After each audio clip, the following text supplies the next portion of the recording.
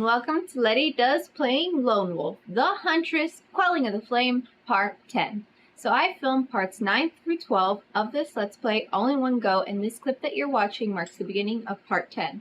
If you haven't seen Part 9 yet, you should probably go check that out first. You can find the link for that in this video's PeerTube description. So, let's get started. Let's go. It's fine. Stop. Don't eat my pencil.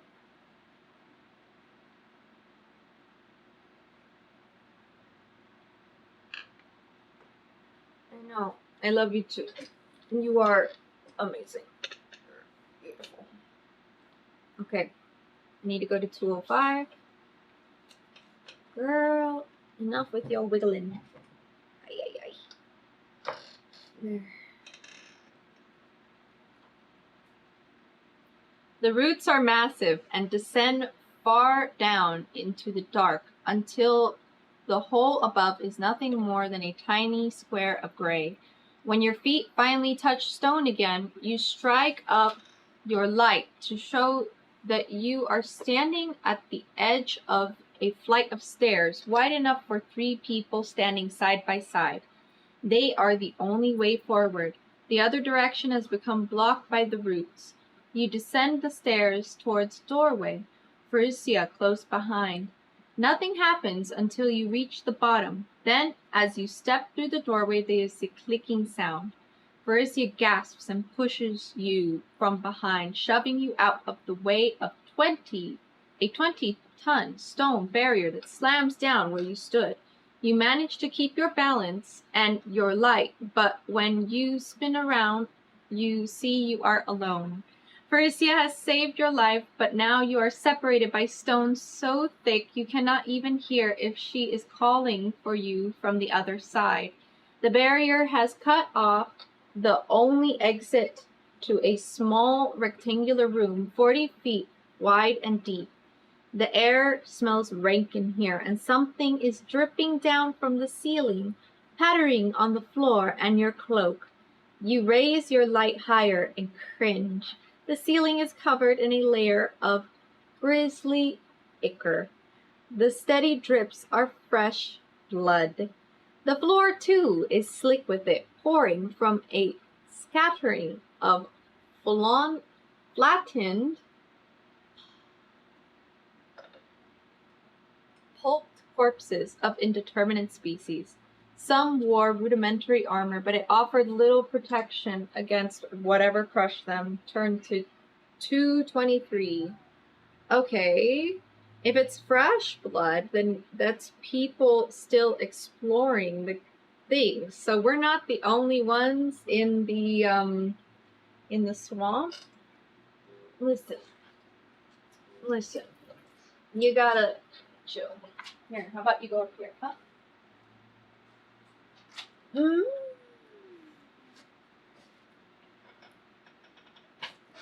I don't know where your brother is screaming from. Oh my goodness, there's so much hair now. Alright. So we're separated. So that sucks. Hopefully nothing bad happens to her. That would be awful. Let's go.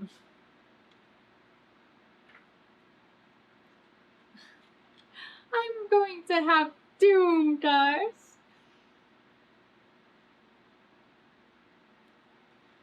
We're not supposed to be here. Dominating the back wall of this room is a disc of stone carved with a pattern of geometric shapes. Triangles, circles, and squares. At the very top of the disc is a huge arrow pointing upwards towards a notch marked 000. Looking closer, you see similar notches all around the edge of the circle, numbering from 000 to 250. The disc is designed to turn and point at these numbers. After a few minutes of careful study, you believe you understand this room's purpose. It is a giant lock which is opened by turning the dial to the correct notch. The crushed body shows what happens to those who turn the dial to the wrong number. Hoping for a clue, you examine the room further and, on the eastern wall, find a bas-relief. Your instinct tells you that an answer to the puzzle is contained here, though what that answer may be is not immediately obvious. Study the image above, and when you believe you know what the answer to the puzzle is, turn to the section you set the dial at. Be careful you only get one attempt, unless you are under the effects of a potion of precognition, in which case you get a second chance due to your ability to foretell disaster. If you have a decoction of Godsight, you may drink it to attempt to see through the stone to the puzzle's solution. Turn to 99. If the section you select is incorrect, then the ceiling slams down to the floor, adding your corpse to the others here. Your life and hunt ends here. Oh no! Not another puzzle. Okay. We're great at puzzles. Yay! It's a puzzle. And then here's this. I know what this is. One moment. I was told this was incorrect. So give me one moment. I've been told I need to use something else.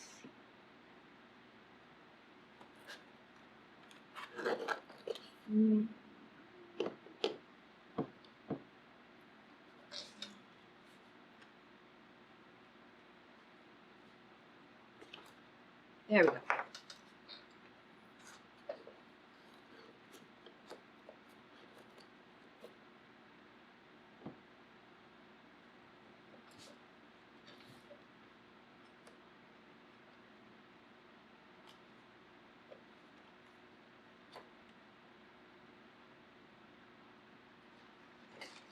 All right. So I was told this was printed incorrectly, and it's actually supposed to be this. I don't know if this makes much more sense to me. Wait. Set it here.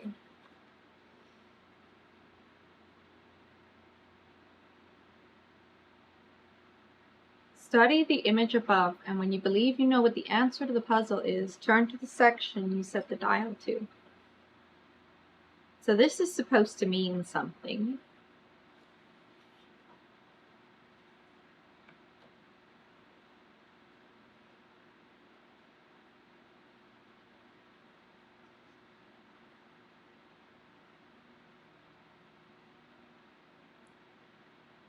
It can only go to 250, and I'm assuming that's the amount of sections.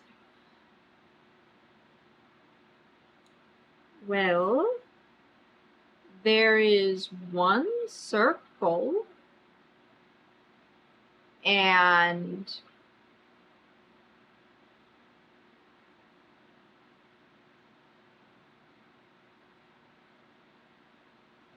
four squares.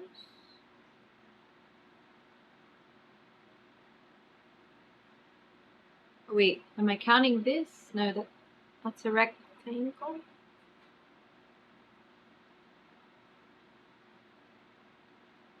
I guess I shouldn't count that.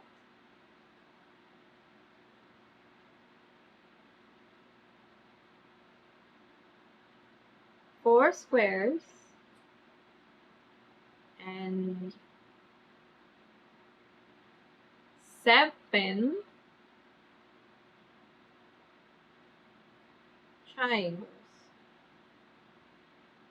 1, 4, 7. But there's 2 guys. There's like a angry guy and kind of a sad looking guy. And then one snake. I think these are just decoration. I don't know the value of any of these things. Then again, on this snake, there is a lot more triangles.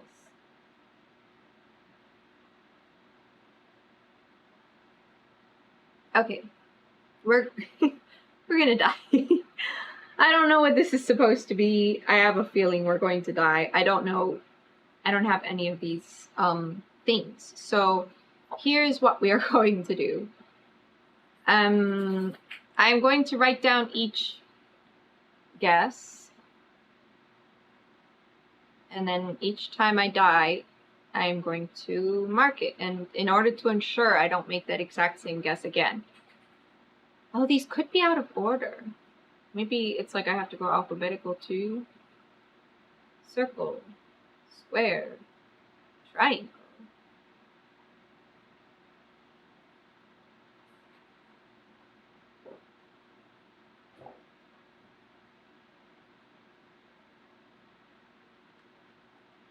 One,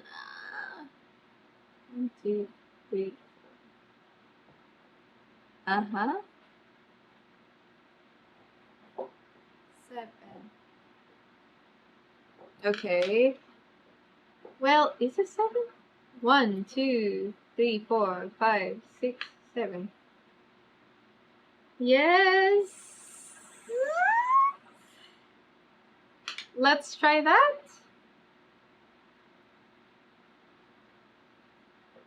I'm assuming I will know what it is.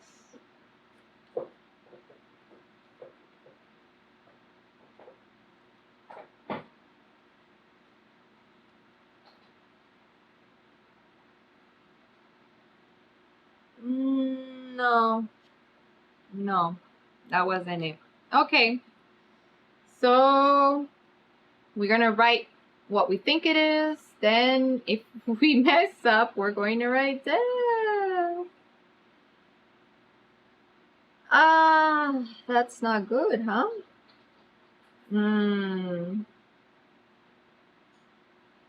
Okay.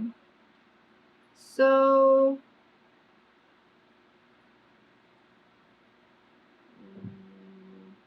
I'll put a little arrow showing that we are back here.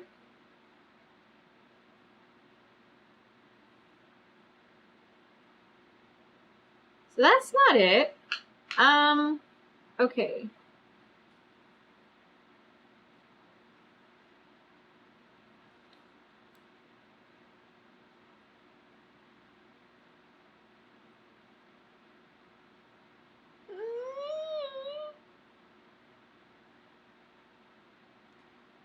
What was the issue with the original one? 1, 2, 3, 4, 5.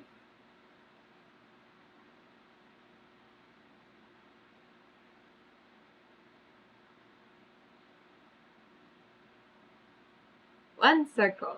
1, 2, 3, 4. No, stop it, stupid. 1, 2, 3, 4. 4 squares.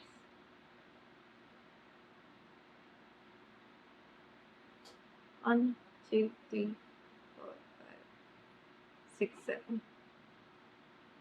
These mean the same thing.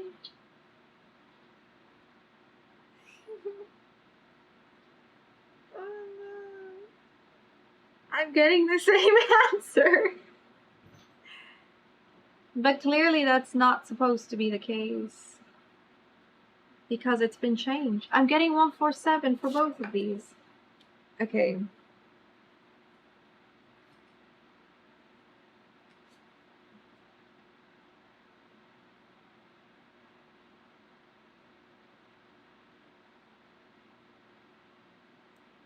Okay. I doubt it wants me to count all the triangles on the snake.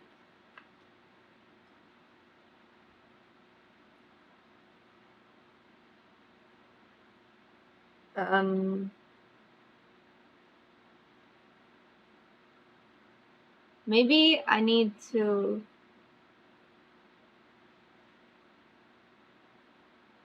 count that rectangle.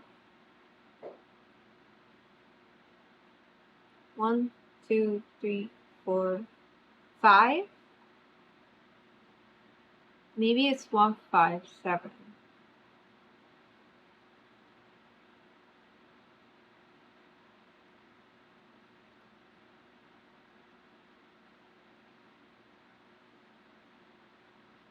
Let's try 1, 5, 7.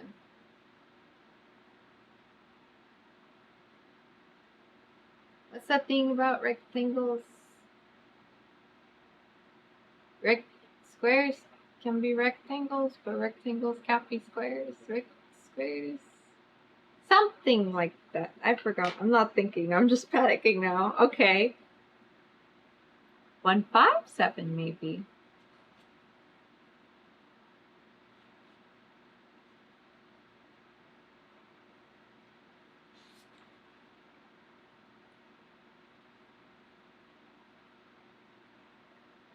Nope.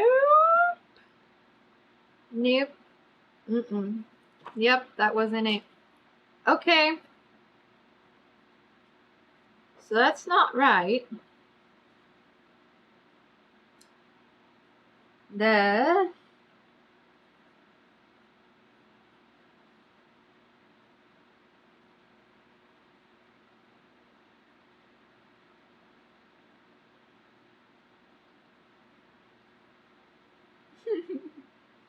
All right.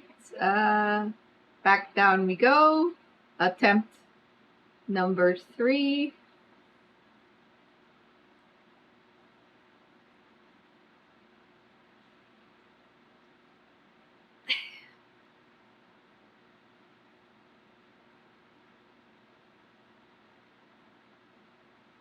Okay.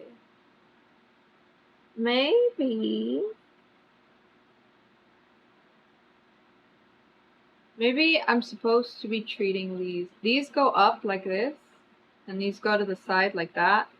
So maybe it's supposed to be like these also go to the side. Like that. Because I see a line right here. It looks pretty definitive. But I didn't see one down here. And this doesn't match up. This would make it a rectangle. The dimensions are slightly off. So if you draw this here, then this little portion right here should be filled in like that.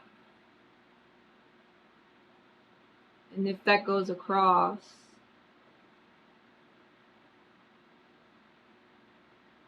and then this isn't a triangle anymore. It's like that. Maybe. And if that's not a triangle, no. Because then this would need to be a little longer. No. Okay, wait. Stop. This is clearly meant to be a triangle.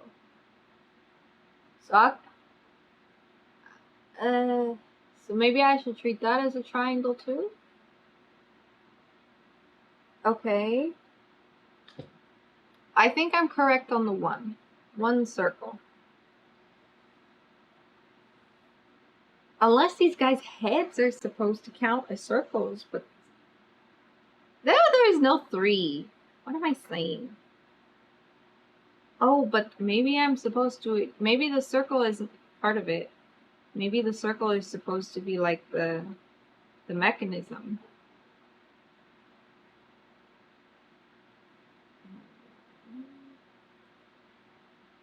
Okay, let's assume the circle is part of it for now. I don't want to start counting the triangles on the snake. Okay. 1. Hello, son.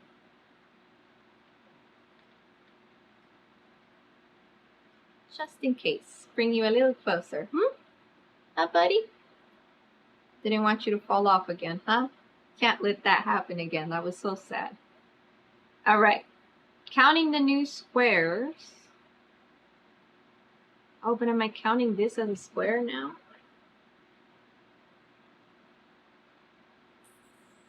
I mean, if this is considered a square, maybe I should.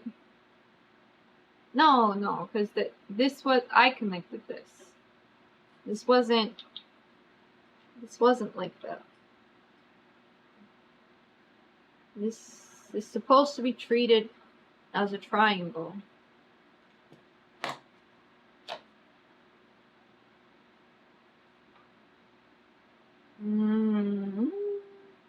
So 1, 2, 3, 4, 5, 6.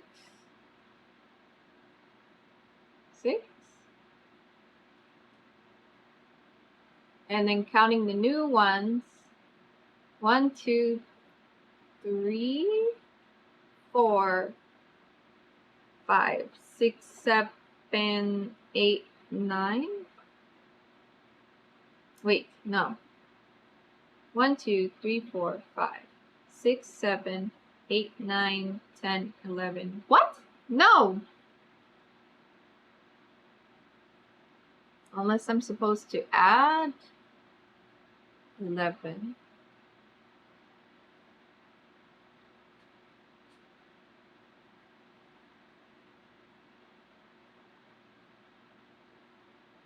What do I do?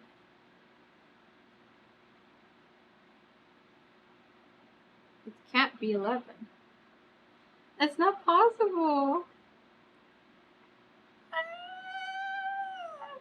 Okay.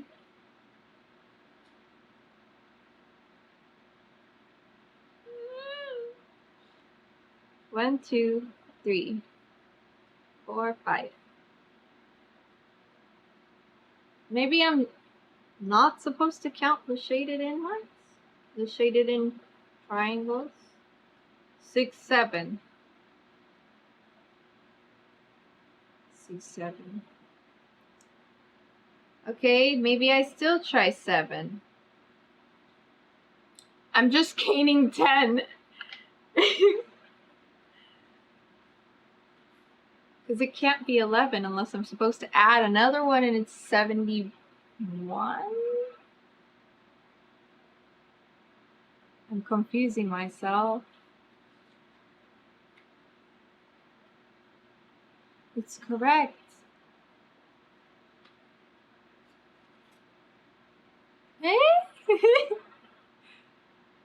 I'm gonna need to think more about this. That's not...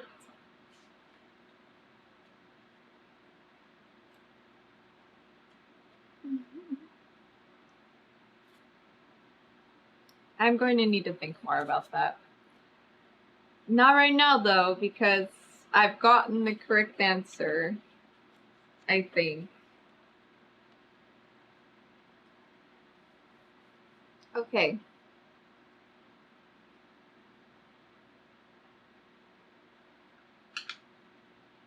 The Desians left the answer hidden in the geometry of the bas relief.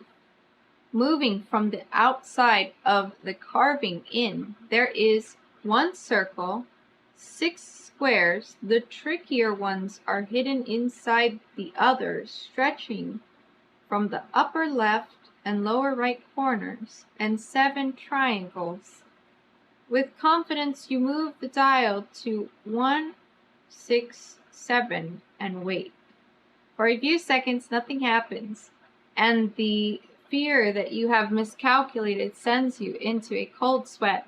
But then the stone rumbles and vibrates. The dial recedes into the wall until it is flush with it, and the wall swings open on hidden hinges, grinding along the stone floor. Beyond is another tunnel. You take it. Turn to 35.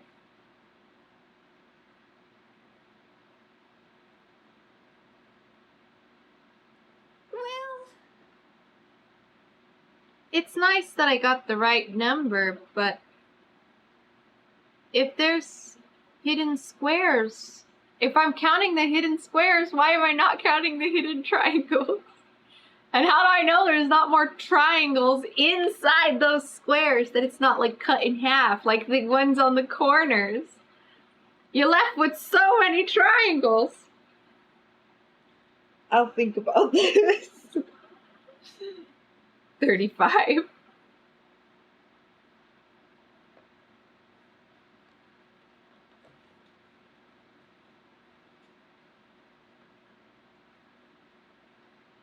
The noise of running water echoes down the hall. You expect to find a flooded chamber, its denizens sightless horrors that you will have to fight through to find a way out.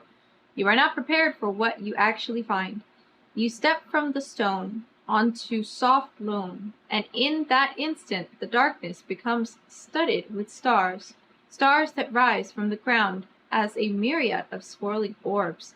They are fireflies the size of a closed fist, each glowing with a beautiful, soft light that reminds you of summer evenings. Cecilia! Oh, be careful, girl.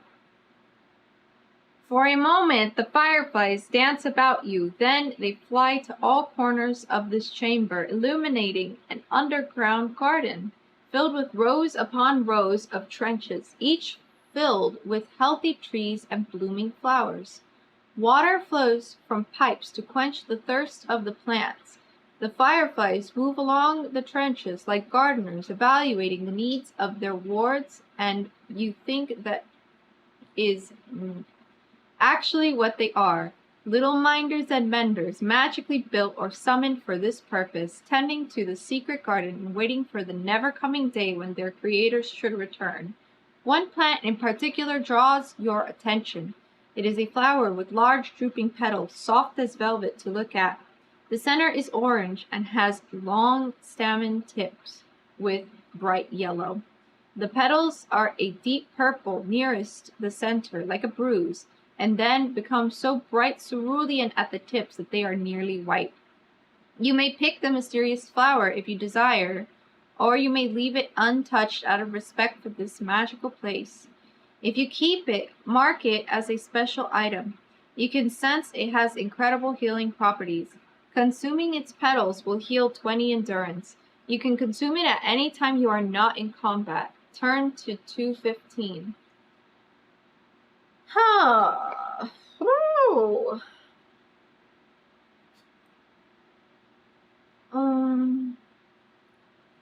But I want it. I can't even heal 20 endurance at the moment. I can only heal 14. I feel like I need to take it. Is that bad? I have nothing else to heal me. And it counts as a special item. So it's not even taking up backpack space. I'm wondering if me taking this now will result in a punishment later. Like, not even in this book, but like in the next book. Did you take the special flower? Why? Out of respect for this magical place. No. Ay, ay, ay. One moment, I need to get my daughter.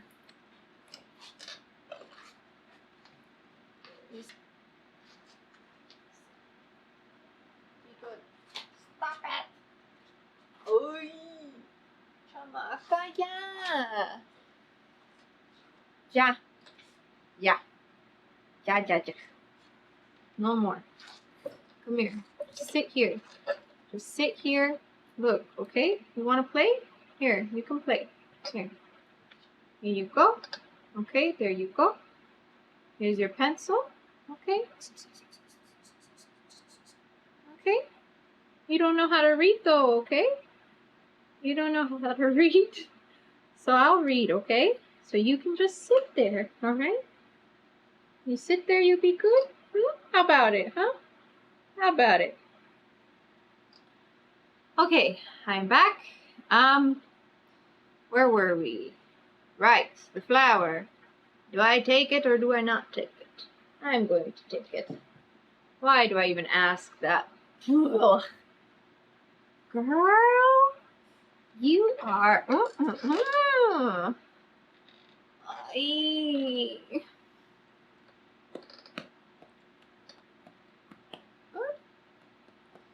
Alright, let's take it. I'm sorry. I'm a bad person. Stop it. You are nearly impossible. Stop.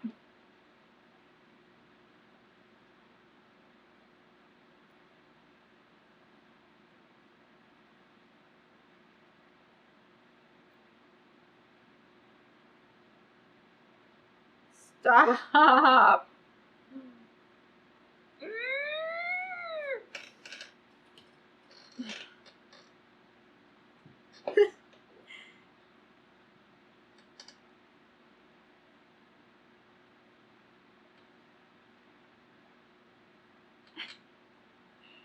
Okay.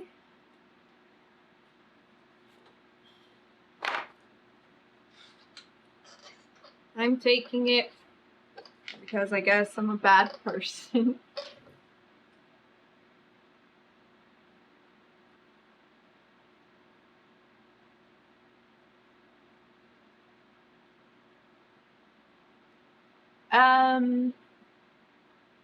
Yeah.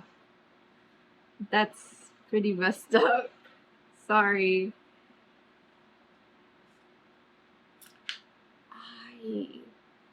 Calm down, girl.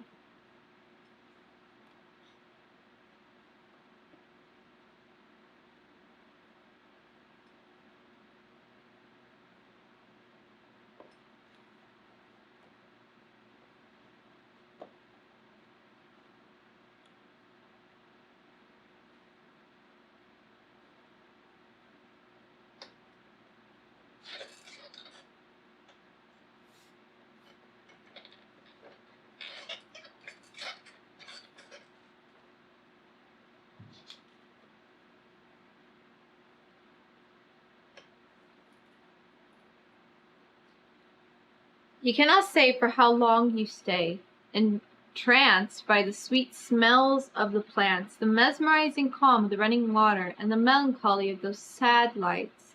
In the end, you pull yourself away only because you know if you do not, you will stay forever, happily entombed with the garden and its keepers. Walking back into the room with the crushed bodies is a rude re-entrance into the world. You close the door with the dial, spinning it away from the right notch, hoping that no one else solves the secret you have, and that the garden remains forevermore left in peace. When the dial is set back to its original position, there is a grinding sound, and the barrier that trapped you here raises once more. There is no sign of Pharesia, but you can now hear the distant sound of drums, like a heartbeat. Dum-thrum, dum-thrum, dum-thrum. You hurry out of the room to the central shaft, then, dropping your light, quickly begin to climb. The drums, like a heartbeat driving you forward, turn to 117. Am I supposed to erase the glow bottle? It doesn't tell me to. Maybe I just drop it back into my backpack? Ah! I don't know. It doesn't say for me to, so I won't.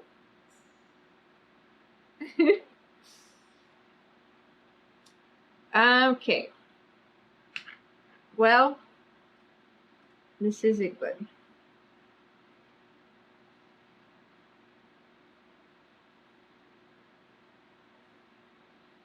It says that the garden will hopefully not be disturbed, but I already disturbed the garden.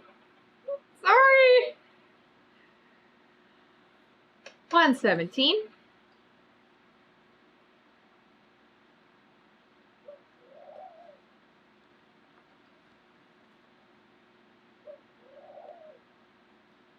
You emerge from the hole into the cacophony of battle. Versia, blood running down her face, ichor staining her bare arms, is standing at the top of the ziggurat. The bodies of a dozen swamp Giaks lay slown about her, but the numbers swarming up the ziggurat's steps are legion. 4 dozen or more Giaks, carrying spears, crude bows, and poison-tipped knives, all of them screaming curses and battle cries in their harsh tongue. Shiga Ashtag. Some beat drums in time with the screams.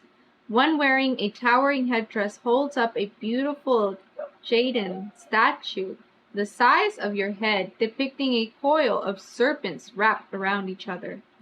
Took you long enough, Versia says as you join her side. The Darkspawn have claimed Tzink as their own.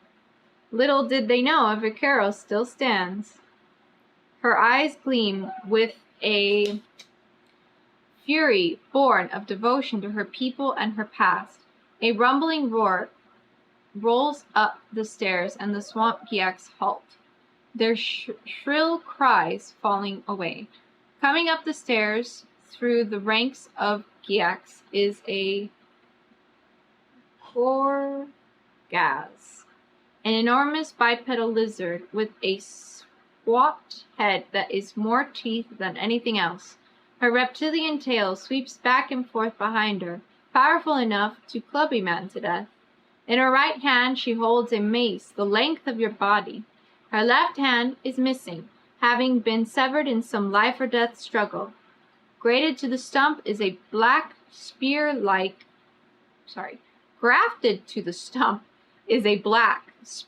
blade, which she raises to the sky as she roars a challenge, the Vasagonian sounding bloody and guttural, coming from her awful maw. Come for Sasara's treasure, now die slow. If it is day 2, then you can leap from the top of the ziggurat to escape. If you wish to do this, turn to 237. If you have the art of wordcraft, you can attempt to bluff the Gorgaz, turn to 207. Otherwise, you must try to kill the Gorgaz in combat, turn to 57. Kill it in combat, huh?